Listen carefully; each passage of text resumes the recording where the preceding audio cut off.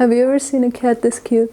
I love art, but one thing I hate about it is money. I feel the moment money enters the conversation of art, everyone loves to act like it's not a thing and it's not an important part of our daily lives. And I understand why using art and money in the same sentence is kind of a touchy subject for some people, because art is such a personal thing and close to so many people's hearts. The idea of trying to make money off of it and monetizing it seems iffy, but it's still a big part of our lives. It's an important thing we need to talk about, and we need to stop acting like we don't want it. Like, I don't get the discourse that Barbie movie wasn't a good movie or it's not good art because it made money for a corporation. It was good art. It just happened that stars aligned and good art aligned paths with what a corporation wanted. So it ended up making a lot of money. It's good that good art is making money, because if good art isn't there, I don't want to say bad art, but not as close to the heart kind of art. Like, the corporation is still gonna hire someone to make them a movie that's gonna make them money. So why is it a bad thing that a good movie is making money? Why is it that we insist that we don't want this thing when we clearly do want it? Specifically with something like money, you can't really say you don't want it. A lot of times the case is that you don't necessarily want money. You don't want to be rich per se. You want to have what being rich represents. You want to have stability. You want to have your own place, your own car. You want to be able to take a vacation sometimes, not have to work your entire fucking life. I think a lot of times when people talk about the evils of capitalism, it doesn't go beyond the simple capitalism bad kind of thing. It's the high school understanding of what the system is and what's wrong with it and what's immoral about it. Yes, capitalism bad, but why? The simple act of making money or having something profitable is not evil. At least I don't believe that it is. Someone making handmade keychains and selling them online and making some money off of that is not doing something immoral like someone like Jeff Bezos is. Sure, there's no moral consumption under capitalism, but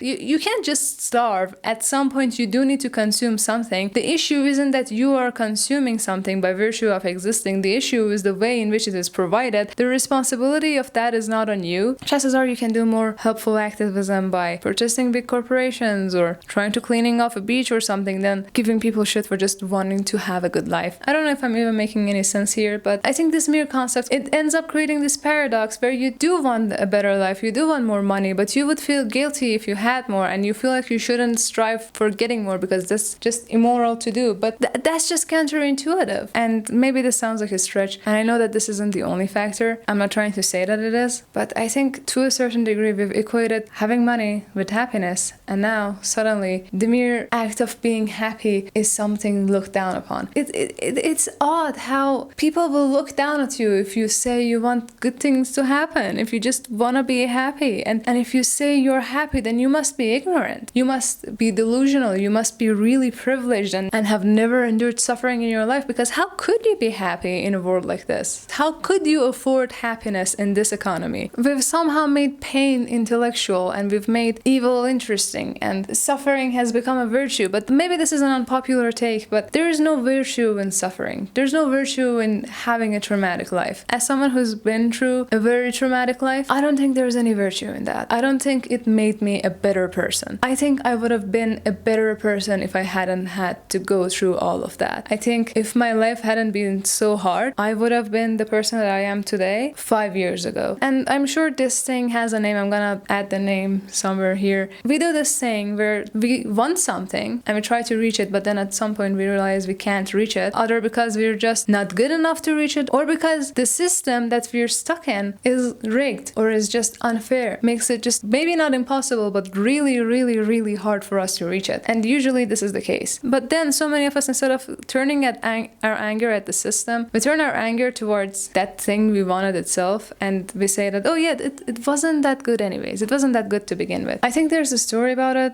where this fox really wants to go have some grapes and then tries to jump, and then jumps up a couple of times and realizes that the grapes are too high and he can't reach them. So he just turns his nose around and says, well, the grapes weren't that good to begin with. They're bitter. And that's what we're doing a lot of times. And this isn't just with money, even though that's, like, in my opinion, the prime example of it. We also do that with everything else. A lot of guys do this with getting bitches. You want to get bitches, but you can't get bitches, and you act like those bitches aren't even worth wanting anyways. And that's sometimes the case. You know, you really want something and you just can't have it, so you act like you don't want it, or it's a bad thing to want. Or sometimes you're just Do you ever see some dating profiles and you think, this just looks like this guy is trying to impress the other guys instead of the women? I think sometimes you should ask yourself, do I want to get bitches? Or do I want my bros to think that I get bitches? You should probably spend some time and think about that. And maybe you come to realize that you do actually want bitches.